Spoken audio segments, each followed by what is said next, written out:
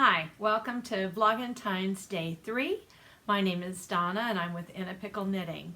Today I'll be sharing with you a Valentine's related craft and a children's literature book. Today's book is called Will You Be My Valentine Slime? Valentine's Day illustrated joke book for kids, and it does not list an author. I have an ISBN, but I don't even have a publisher. I'm going to put the ISBN up here for you. But title, you should be able to get it, Valentine Slime. And that's the answer to the question, what did one slug say to the other? Will you be my Valentine Slime? So this book is full of little jokes like that. The child would need to be a little bit older to understand the play on words that they're doing. There's like this one, what happened to the bed bugs who fell in love? They got married in the spring. Well, if you don't remember, there's springs in a mattress and bed bugs would live there. You might not get that little joke. So some of them would have to be explained, but then there are totally simple ones, or my favorite one, where do cows go on a Valentine's date? The movies. So jokes like that in here, but kids do like joke books, so I thought this was a fun one for Valentine's Day. Will you be my Valentine Slime? No author noted.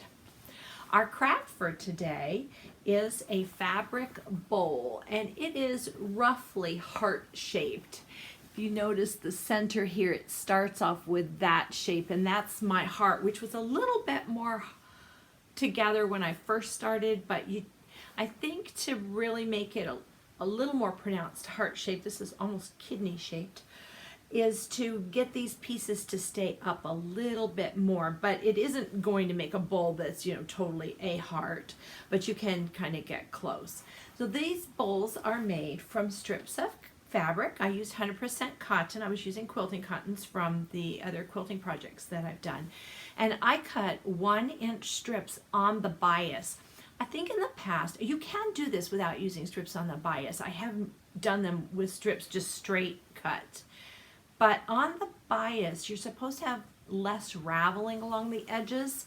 So this is a bias strip. And of course on the bias, you can stretch it. So as you're going around, this is clothesline. And I purchased this from a craft store, but it can be purchased from hardware stores too. Just be sure you get 100% cotton. And as you're going around the strip if it's cut on the bias, you can do a pretty good strong stretch. And that stretch, you're just barely overlapping each time. So that gives you a little bit more coverage, I think, than the straight strips, but it's also supposed to be less raveling at the edges. So that was why I chose to do it that way this time. There are tons of projects and ideas you can get from Pinterest on these fabric scrap baskets, or they're sometimes called bowls, depending on how they're constructed or what they look like. Someone might call it a basket, somebody else might call it a bowl. You can also find them on YouTube with tutorials, and I've watched a few of those tutorials. So I'm not really going to sit and show you how to do this. You are using a zigzag stitch, and you start off zigzagging across just a small piece, and you're wrapping as you go and going around and around and around. And you're doing this perfectly flat until you want to create sides, and then you start turning it upwards till at the end. Well, actually, for most of this edge, I had the basket held vertically as I was sewing on the next strip. I used, my machine goes 9mm wide, and I use that 9mm wide zigzag, and I use the zigzag that's not one stitch, one stitch, one stitch. It's like several stitches in a row. It's a stitch, so it's 1, 2, 3, 4, 5 stitches, 1, 2, 3, 4, 5 to do the zigzag. I just thought that might hold it together better. I don't know that it really does. Usually I switch up my fabrics. I'll do a strip, and as soon as I'm out of that strip, I'll change colors, but this time I decided just to do 2 colors. This fabric here was a white background, or a little bit off white background, with the word love in cursive across in pink.